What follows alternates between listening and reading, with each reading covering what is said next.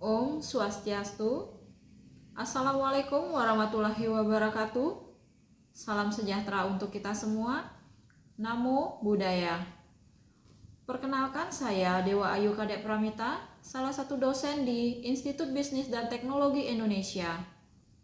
Adapun program studi saya yaitu pada Rekayasa Sistem Komputer. Pada kesempatan ini saya akan menampilkan video mengenai PDD UKT-PT sertifikasi dosen.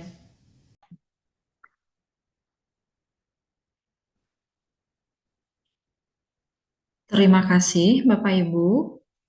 Saya akan mempresentasikan tentang pernyataan diri dosen dalam unjuk kerja Tridharma atau PDD UKT-PT dalam bidang pengajaran. Untuk mata kuliah yang saya ampu yaitu mata kuliah Arsitektur Komputer, di mana strategi di dalam pembelajarannya menggunakan sistem DIA atau Delivery, Interaction, and Assessment. Kemudian untuk poin-poin yang akan disampaikan, di sini ada 7 poin. Kita mulai dengan poin yang pertama yaitu deskripsi mata kuliah. Di sini, mata kuliah ini membahas tentang konsep dasar suatu proses kerja dalam sistem komputer. Dalam hal ini, sistem komputer disusun dari komponen utama yaitu control unit, arithmetic and logic unit, dan storage. Kemudian untuk rumpun MK, itu teknologi informasi dan bobotnya sebesar 3%. Untuk capaian pembelajaran, di sini ada CPL Prodi yang dibebankan pada MK. Selanjutnya ada capaian pembelajaran mata kuliah atau CPMK, kemudian ada kemampuan akhir tiap tahapan belajar atau sub CPMK. Selanjutnya materi pembelajaran. Di dalam satu semester, perkuliahan dibagi ke dalam 10 bagian, di mana bagian yang pertama yaitu tentang pengertian umum arsitektur komputer, evolusi dan kinerja komputer, komponen-komponen komputer, struktur interkoneksi serta interkoneksi sistem bus, dan sistem PCI yang terbaru. Kemudian yang kedua, memori cache dan elemen-elemen rancangan cache. Kemudian yang ketiga, menafsirkan kapabilitas DSS. Selanjutnya, organisasi memori komputer, jenis dan cara kerja dari RAM dan ROM, memori eksternal, cara kerja disk magnetik, RAID, memori optik, dan pita magnetik. Yang kelima, proses kerja sistem I/O. Yang keenam, proses kerja dan rancangan CPU. Yang ketujuh, set-set instruksi. Yang kedelapan, pengalamatan dan bentuk-bentuk instruksi, struktur dan fungsi CPU. Yang kesembilan, konsep dan strategi pipelining. Yang kesepuluh, kinerja RISC dan perbedaannya dengan CISC atau RISC dan CISC.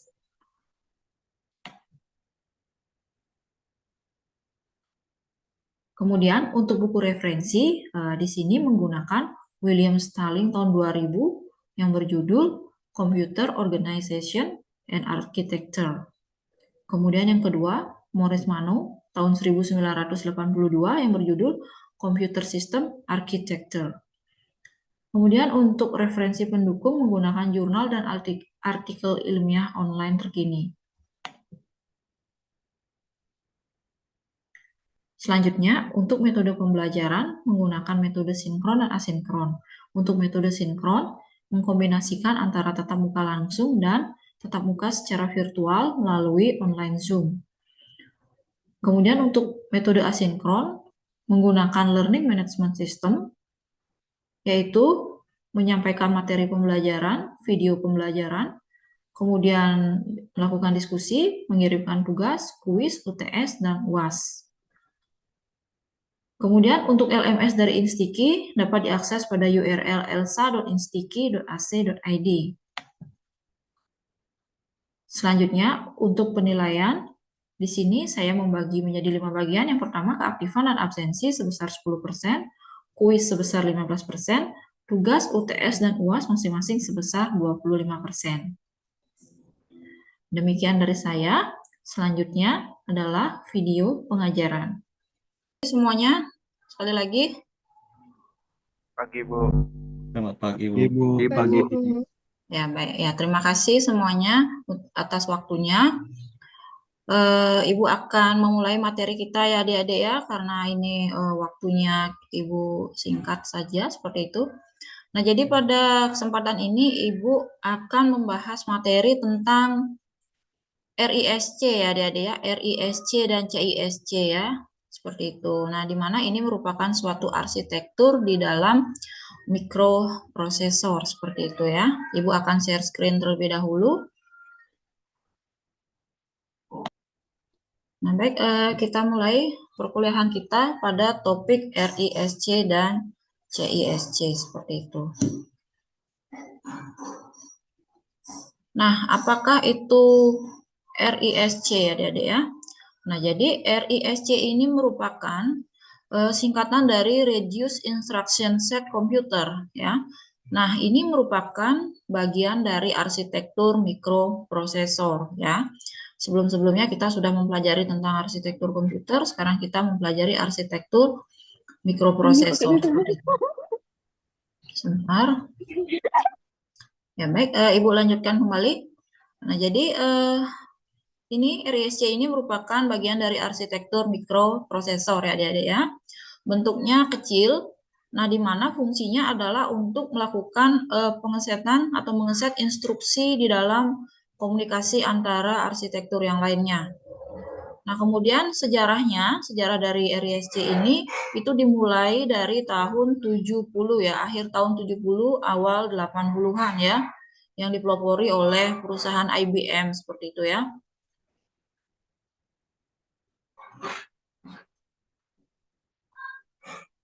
Kemudian selanjutnya, bagaimana cara sederhana untuk melihat kelebihan dan kelemahan dari arsitektur RISC ini ya, yaitu dengan kita membandingkan langsung dengan arsitektur pendahulunya, yaitu CISC, Complex Instruction Set Computer. Nah, itu pendahulunya ya. Seperti itu. Nah, Ibu harap Ibu mohonkan tetap pada on cam adik-adik ya. Baik, nah ini ada satu gambaran yang bisa adik-adik perhatikan semuanya. Di sini adalah gambaran keterkaitan antara memori dan register beserta execution unit ya adik-adik ya. Nah, di sana ada gambaran yang berwarna hijau. Nah, di mana yang berwarna hijau ini merupakan main memory, yang berwarna ungu ini merupakan register, kemudian yang berwarna merah muda merupakan execution unit ya.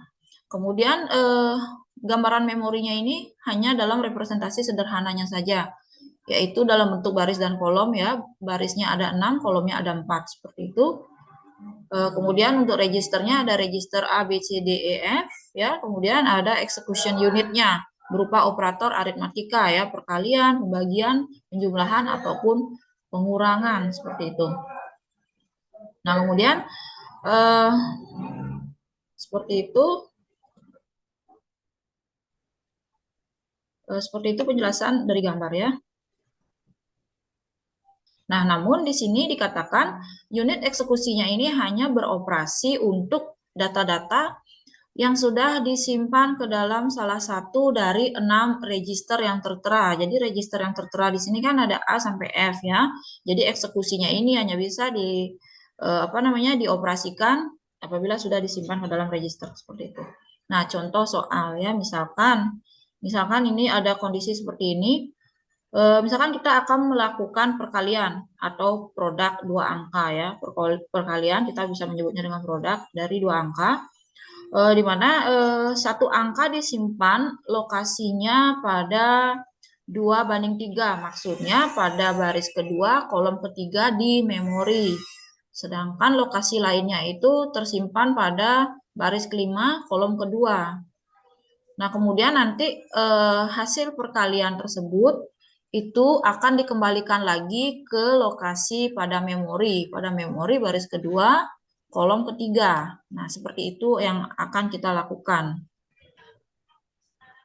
Nah, lalu bagaimanakah set instruksinya pada arsitektur CISC? Kita menjelaskan CISC yang pertama-tama, baru RISC ya.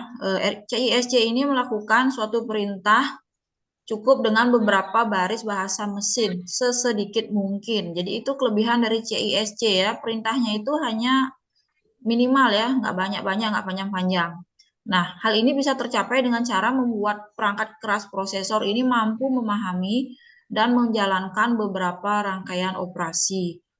Nah, untuk tujuan contoh kita kali ini ya, sebuah prosesor CISC ini sudah dilengkapi dengan instruksi-instruksi khusus. Nah, ya kita beri nama dengan mul, seperti itu ya, mul. Nah, kemudian saat dijalankan, instruksi akan membaca dua nilai dan menyimpannya ke dua register yang berbeda. Kemudian barulah akan melakukan perkalian operan di unit eksekusi. Kemudian setelah itu baru mengembalikan hasilnya lagi ya ke register yang benar. Jadi sehingga pada CISC ini instruksinya hanya satu, yaitu cukup mul 2:3,5:2 seperti itu ya. Sesederhana itu sudah bisa melakukan operasi produk atau perkalian dua operan tadi seperti itu.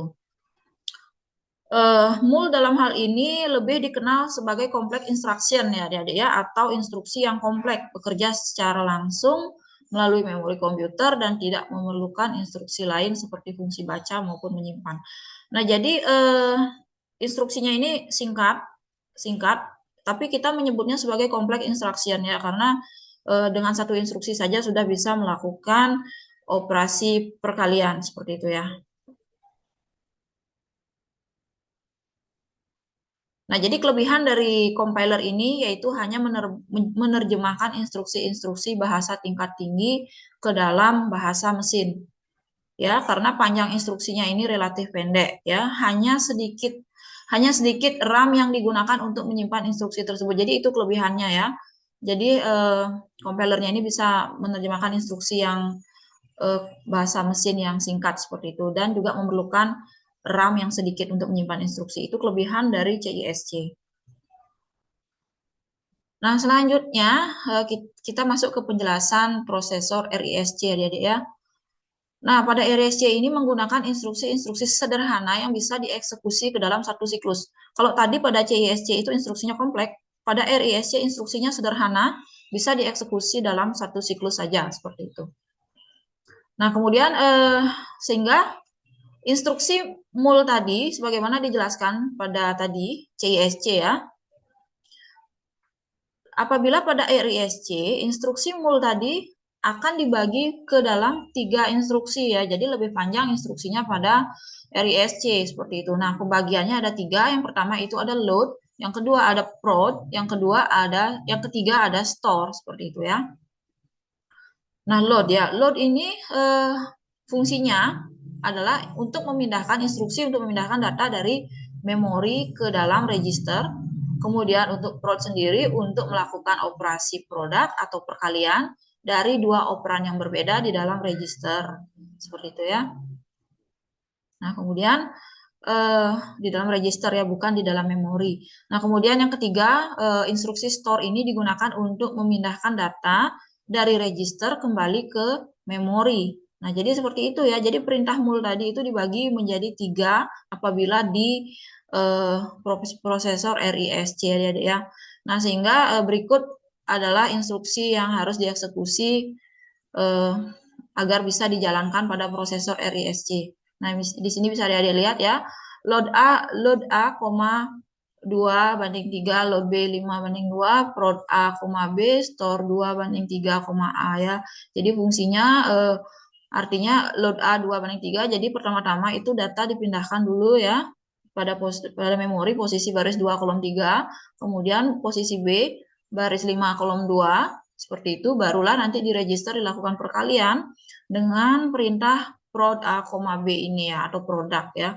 Kemudian setelah prosesnya selesai, baru yang ketiga store ya, di store lagi ke posisi A pada memori tadi ya, store 2:3 atau baris 2 kolom 3. Nah, itu instruksi pada RISC adik-adik ya. Nah, ini awalnya memang terlihat kurang efisien, jadi instruksinya panjang seperti itu karena ada banyak baris dan juga menggunakan alokasi RAM yang dibutuhkan lebih besar ya. Kemudian compiler harus melakukan konversi dari bahasa tingkat tinggi ke bentuk instruksi 4 baris tersebut. Jadi kelihatannya tidak efisien ya RISC ini. Namun RISC ini bagaimanapun juga memiliki kelebihan-kelebihan dari CISC, di mana masing-masing instruksi tersebut hanya membutuhkan satu siklus detak untuk melakukan eksekusi, sehingga keseluruhan program itu dapat dikerjakan dengan kecepatan yang sama dari eksekusi mul tadi ya. Jadi walaupun instruksinya ada 4, itu kecepatannya sama dengan instruksi mul tadi. Kemudian apabila kita perhatikan dari segi perangkat keras, prosesor RISC ini tidak terlalu banyak membutuhkan transistor dibandingkan dengan CISC ya. Sehingga dapat menyisakan ruangan untuk register-register yang serbaguna ya, atau general purpose register. Jadi bisa digunakan untuk kebutuhan yang lain seperti itu ya. Nah, selain itu karena semua instruksinya ini dikerjakan dalam waktu yang sama, yaitu 1 detak, maka dimungkinkan untuk melakukan pipelining. Nah, apa itu pipelining? Kita bisa lihat pengertiannya berikut ini. Nanti maksudnya di slide berikutnya. Nah, sekarang kita masuk ke penjelasan instruksinya tadi dulu. Di sini ada load dan store ya, Adik ya. Nah, ini di sini sebenarnya perintah load dan store ini membantu untuk mengurangi kerja dari prosesor. Kenapa? Apabila pada CISC tersebut satu buah instruksi mul tersebut apabila dieksekusi, maka prosesor akan secara otomatis menghapus isi dari register ya. Sehingga jika ada operasi lagi yang berikutnya, maka prosesor akan harus menyimpan ulang data tersebut dari memori ke register, jadi bekerjanya itu berulang-ulang kali seperti itu. Tetap berada dalam register hingga ada data lain yang disimpan ke dalam register yang bersangkutan seperti itu.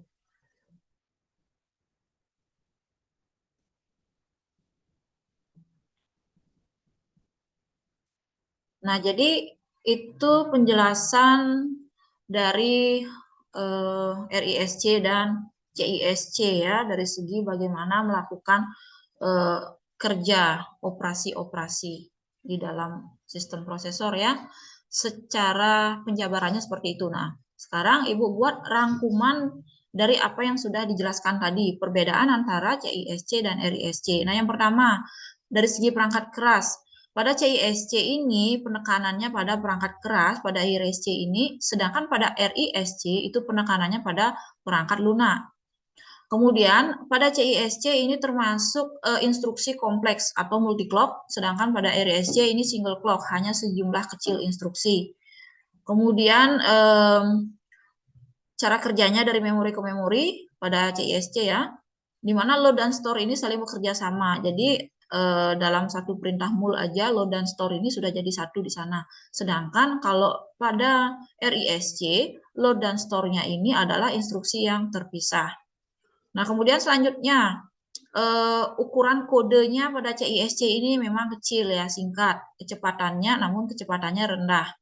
Pada RISC ukuran kodenya itu kelemahannya memang besar, namun sebagai imbal baliknya kecepatannya relatif tinggi, seperti itu ya. Kemudian pada CISC, transistor digunakan untuk menyimpan instruksi-instruksi kompleks, sedangkan pada RISC, transistor banyak dipakai untuk register memori. Dalam artian, pada CISC lebih membutuhkan transistor yang lebih banyak, sedangkan pada RISC itu transistor bisa digunakan untuk kebutuhan register lainnya, seperti itu. Nah, itu rangkuman perbedaan dari RISC dan CISC. Nah, kemudian ini penjelasan tambahan lagi. Di sini ada persamaan-persamaan dari unjuk kerja pada sistem prosesor tersebut, di mana intinya pada CISC ini tujuan utamanya meminimalkan jumlah instruksi per program, ya. Namun dia mengorbankan kecepatan eksekusi sekian siklus per detik, seperti itu. Namun sedangkan pada RISC itu berkebalikan atau bertolak belakang, di mana tujuannya untuk mengurangi siklus per detik setiap instruksi, ya, dibayar dengan bertambahnya jumlah instruksi per program, seperti itu ya. Jadi instruksinya agak banyak jadinya di RISC ya. Nah, jadi itu ya adik-adik ya, perbedaan dari bagaimana cara kerja dari instruksi-instruksi tersebut ya. Nah, jadi berikutnya kesimpulannya bahwa prosesor yang tidak rumit akan semakin cepat dan handal. Ya, jadi hampir semua instruksi prosesor RISC adalah instruksi dasar ya. Seperti itu. Walaupun dasar namun belum tentu sederhana. Sehingga instruksi-instruksi ini umumnya hanya memerlukan satu siklus mesin untuk menjalankannya. Seperti itu. Nah, jadi pada dasarnya instruksi pada RISC ini adalah instruksi dasar saja. Seperti itu. Walaupun dasar tapi belum tentu sederhana. Sehingga instruksi ini hanya memerlukan waktu satu siklus mesin untuk menjalankannya. Ya, jadi seperti itu. Jadi walaupun instruksinya banyak, namun waktu yang dibutuhkan itu singkat. Ya, itu kelebihan dari RISC. Sampai di sini ada yang ini ditanyakan dari apa yang sudah Ibu sampaikan, ada yang kurang dipahami? Sampai di sini? Bisa diterima semuanya? Bisa, Bisa. Bu. Bisa. Bisa, Bisa, Bu. Bisa, Bu. Bisa, Bisa, Ustaz. Bu. Jika tidak ada yang bertanya, maka Ibu yang akan melakukan tanya jawab untuk adik-adik terkait materi yang kita pelajari ya. Sampai di sini siapa yang ingin menyampaikan pendapatnya tentang perbedaan dari prosesor RISC dan CISC? Ya, silahkan. Apa yang sudah adik-adik ingat dari apa yang sudah adik-adik pelajarin tadi? Ya, Saya, Bu. Saya mau itu satu ya tadi. menyatakan ya di Dharma. Hmm. Yang tadi saya ingat itu CISC itu lebih menekankan pada perangkat keras, Bu. Sedangkan prosesor RISC menekankan pada perangkat lunak. Ya. Itu, Bu. Jadi pada CISC ini lebih menekankan pada perangkat keras ya. Jadi walaupun instruksinya itu pendek ya, bukan sederhana. Kelihatannya pendek tapi sebenarnya merupakan instruksi yang kompleks ya.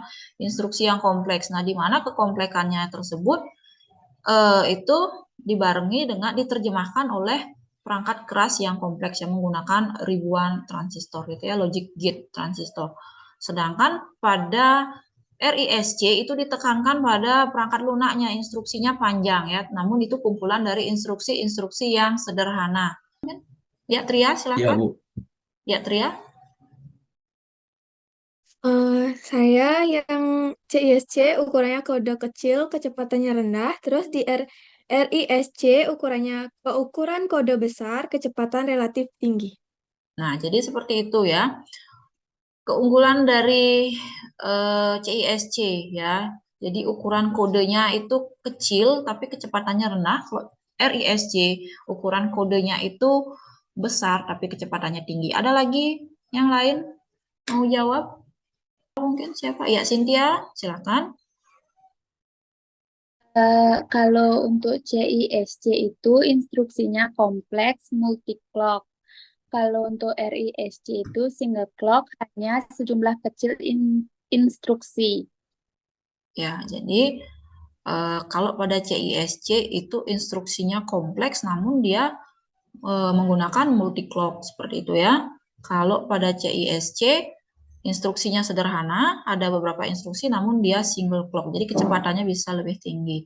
Ada lagi yang mau berpendapat? Ya, Saya, silakan. Bu. Stanley ya. Silakan. Kalau dari saya, Bu, CISC itu yang saya lihat tadi di slide itu transistornya itu digunakan untuk menyimpan instruksi-instruksi kompleks. Sedangkan RISC itu transistornya banyak dipakai untuk register memori. Ya. Jadi pada CISC itu transistor-transistornya itu digunakan untuk menyimpan instruksi-instruksi yang kompleks, sedangkan pada RISC itu digunakan untuk register memori transistornya. Ya. Masih ada lagi yang mau berpendapat? Saya, Bu. Ya, silakan Mira. Kalau di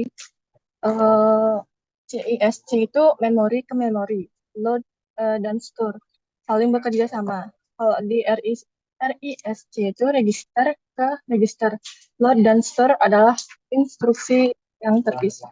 Ya, jadi pada CISC itu perintah load dan store-nya itu instruksi yang bekerja sama atau jadi satu, cukup dengan mul saja load dan store-nya udah jadi satu di sana. Kalau pada RISC load dan store-nya adalah instruksi yang terpisah, seperti itu ya.